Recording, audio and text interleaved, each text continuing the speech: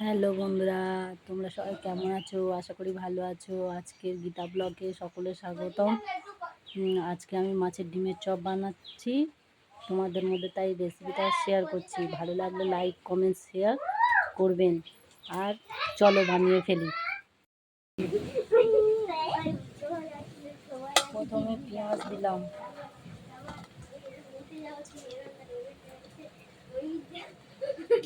তারপরে যে যেরকম ঝাল খাবে দিতে পারবে। আমি 5টা লঙ্কা দিয়েছি। তারপরে আদা রসুন বাটা 1 চামচ, হলুদ সামান্য,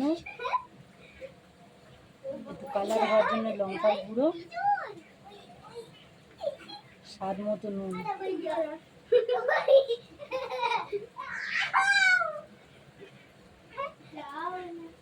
তারপরে দেবো জিরের গুঁড়ো, জিরে ধনে গুঁড়ো, এটা গরম মশলার গুঁড়ো দিয়ে ভালো করে মাখিয়ে নেব।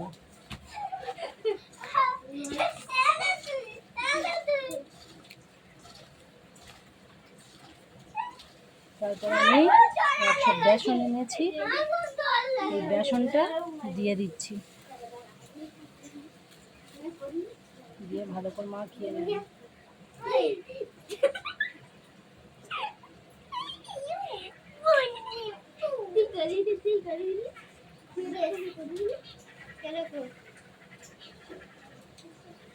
তারপরে এড়া উঠব মচমচে হওয়ার জন্য 1 কাপ।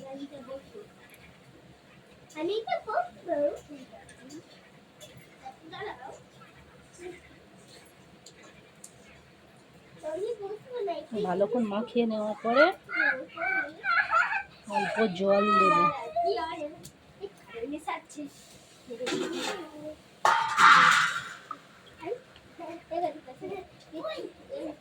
অল্প, খুব সামান্য, যাতে না বেশি ঢিলা হয়। অল্প অল্প করে জল দিয়ে মাখাতে থাকবে।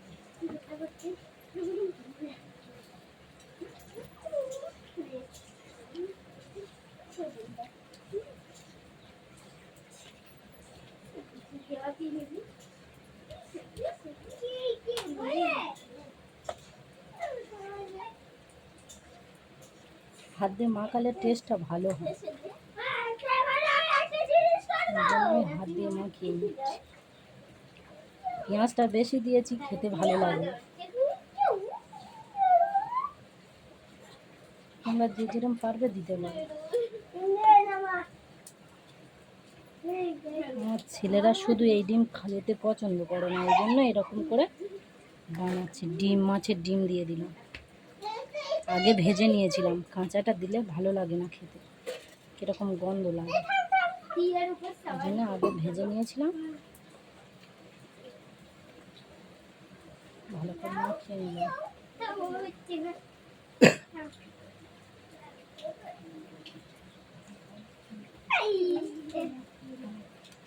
বড্ড টাইট হয়ে গেছে, ওই জন্য আর একটু জল দেবো।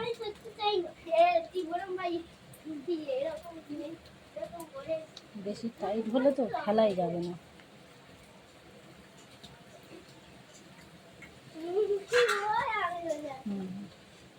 একটু মেখে নিয়ে তারপরে কড়াইতে দেবো, ভাজার মতো ভালো করে মেখে নিই।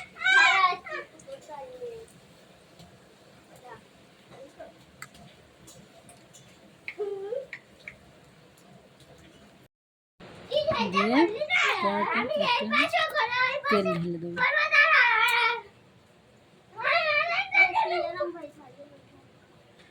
তেলটা দিয়ে দিলাম।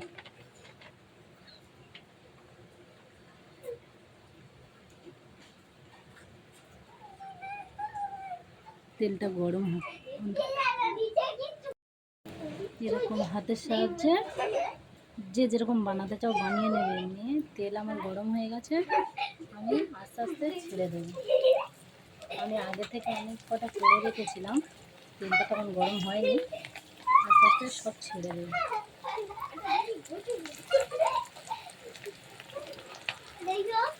আমার ছেলেরা এটা খুব পছন্দ করে, ওই জন্য ডিম আনলেই আমি এটা বানাই। আজকে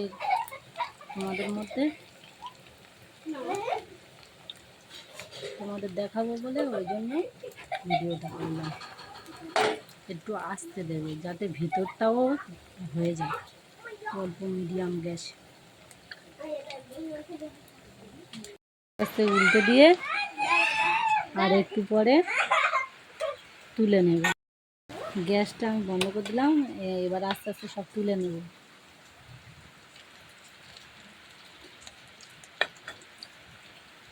দেখেছো কি সুন্দর হয়েছে।